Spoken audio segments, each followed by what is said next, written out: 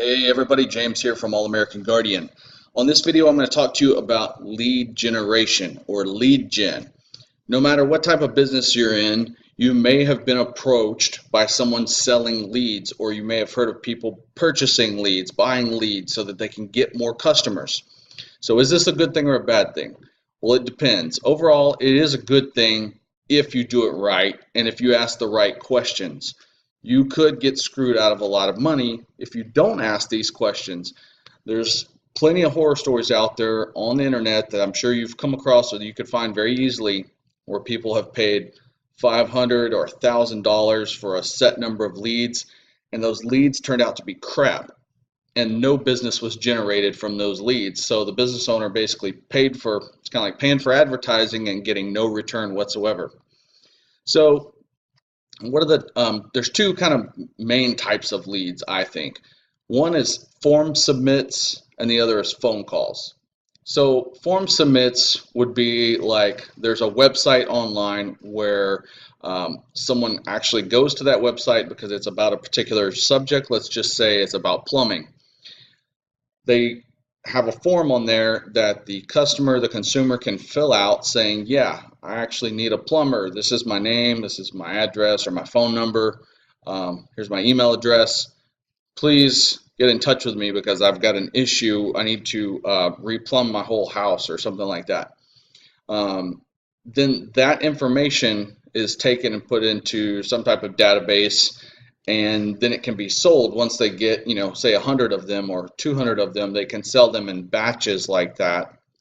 The problem with that is that these leads could be old. Okay, it could have taken a month to get enough to sell, because a lot of these guys that sell leads, some of them will sell 1 or 2 or 5 leads.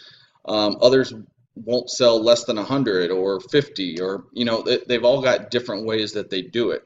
So the point is, you need to make sure that these leads are fresh, and potentially, if they're selling in batches that took them a few months to develop a list of 100 leads, these leads, by the time you contact them, they could be they could have already been serviced by another company because it basically took too long for you to get in touch with them from the time they filled out the form. So I really don't like those type of leads. Another type of form submit is when there's contests or surveys. So one example of this, I was recently in a Home Depot that's near my house, and when I was exiting, right after I checked out at the register, there was a table set up there, and there was something that you could win. I can't remember what it was exactly, but there was some type of item you could win. Maybe it was like big screen TV or something like that. And you just fill out this form, put your information in there. You see these in the mall all the time. Usually there's like a car sitting out there, and like, you could win this car. All you have to do is fill out this form and drop it in the box. Well, guess what? You just put yourself on a list.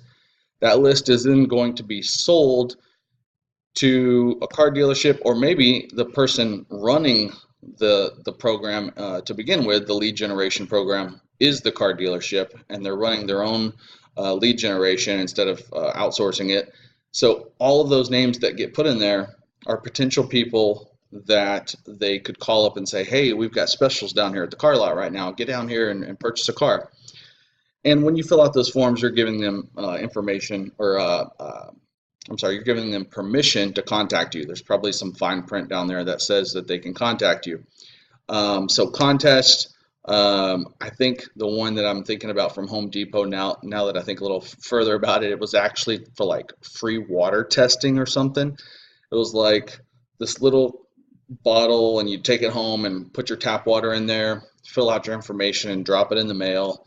And then they contact you and say, oh yeah, your water's bad. You need a water filtration system that costs $5,000.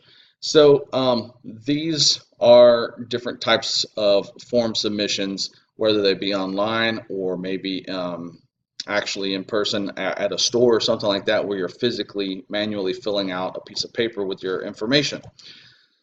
I don't like these, like I said, because they're old. They're not fresh leads.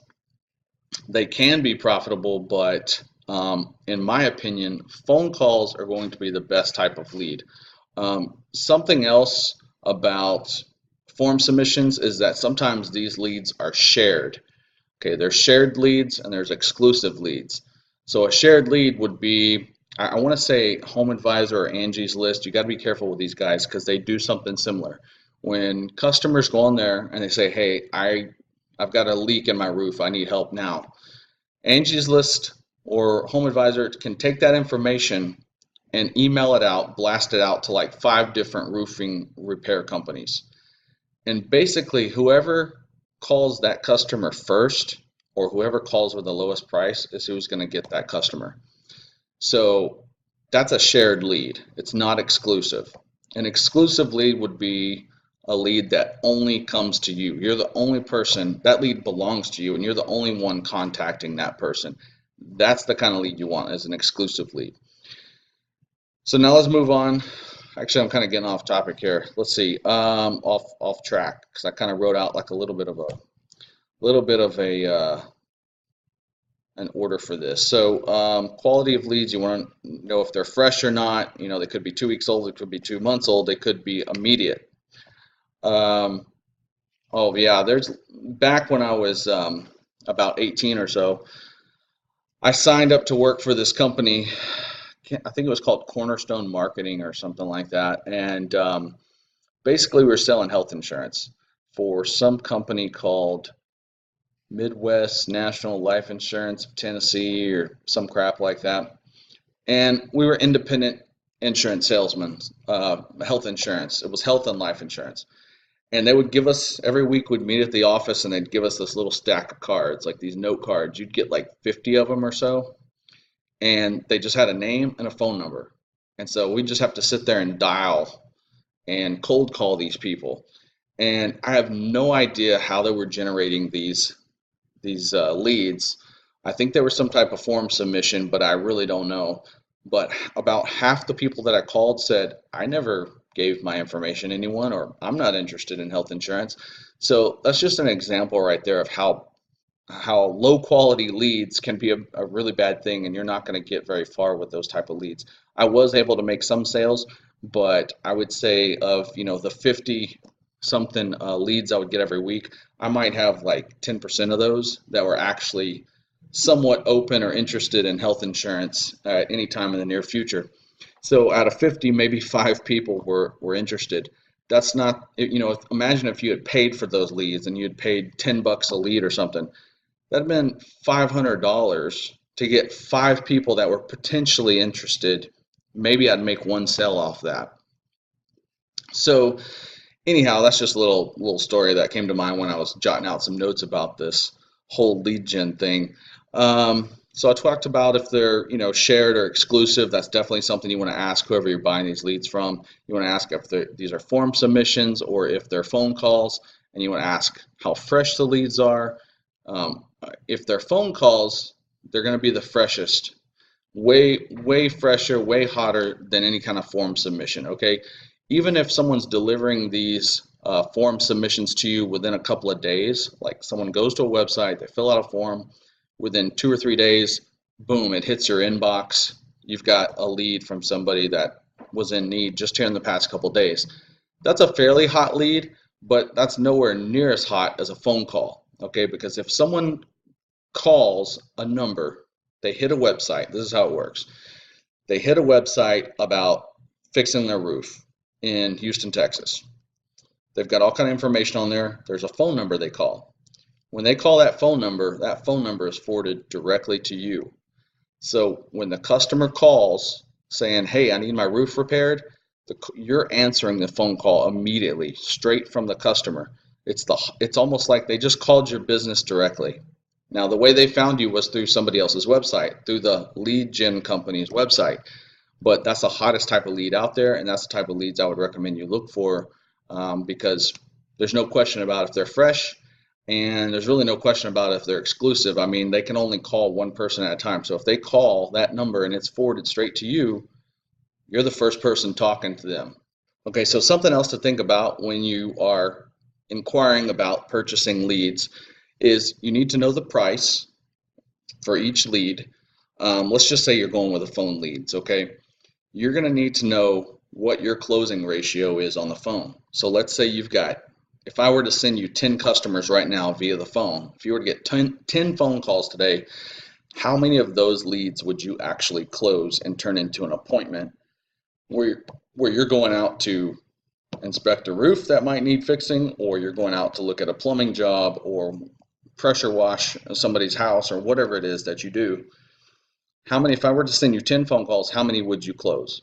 So let's just say you're a 40% closer on the phone, which would be decent. So if I sent you 10 phone calls, you're gonna get 4 customers out of that. That's awesome. So you need to do a little bit of math. Let's say that you are let's just say you're a roofer, okay?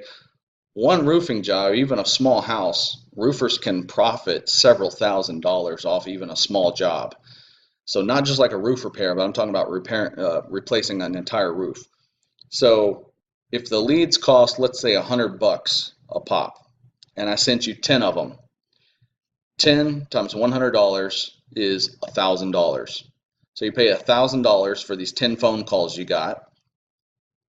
If you even close 1 or 2, let's say you close 2 leads, just 2 out of 10, you would more than pay yourself back. The return on that investment would be huge.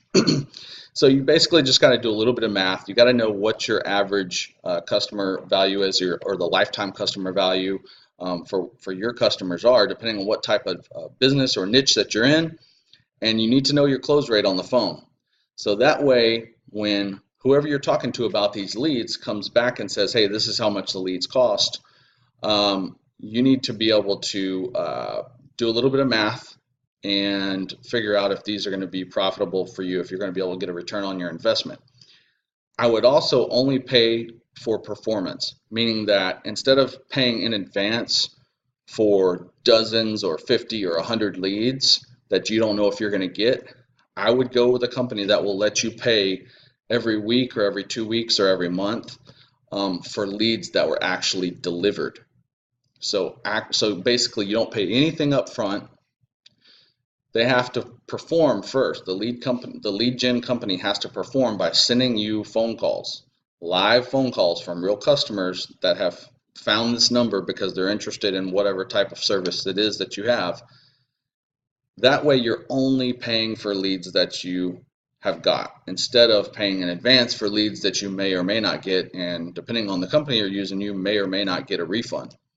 What else? So you also need to ask for a proof of the leads being delivered, okay? Whenever your phone rings, you may or may not know where this person's calling from, and if they're being forwarded straight to your line from the lead gen company from their phone line, there may be no indication that that was a live lead transfer from that company you're paying. All of a sudden, 2 weeks later, you get a bill in the mail, an invoice that says, hey, we delivered 10 leads to you in the past 2 weeks. Well, where's the proof?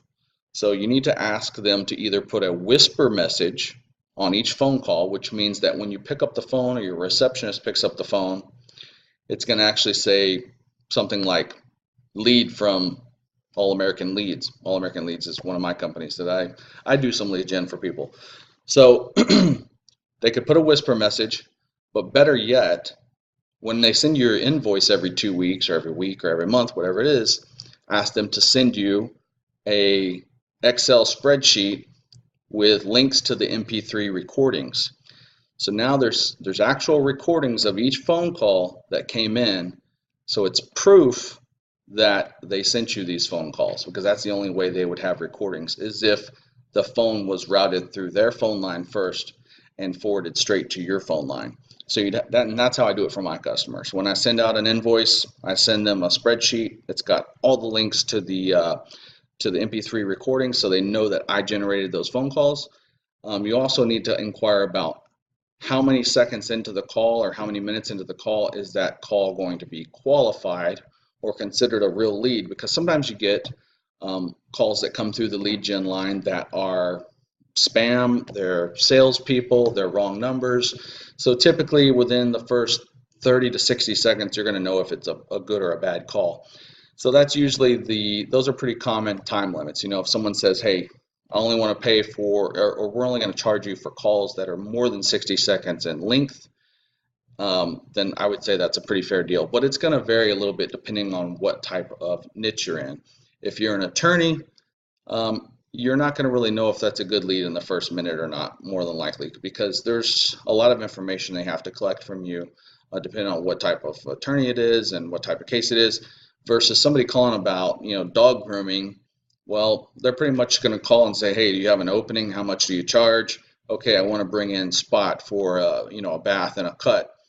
It's not going to take very long to discuss that. So it is going to vary from industry to industry. Okay, so that's the main things. You want to make sure you know where your leads are coming from. You want to know if they're form submits or if they're phone calls. I would suggest looking for companies that can provide live phone calls for you instead of form submits, because you know they're fresh, you know they're hot leads, and you know that they're going to be exclusive and not shared leads. You need to do a little bit of math with the pricing to make sure that you're going to get a return on your investment. Also, make sure you're just paying for performance. So instead of paying in advance for a bunch of leads you may or may not get, I would suggest only paying after they've delivered the leads.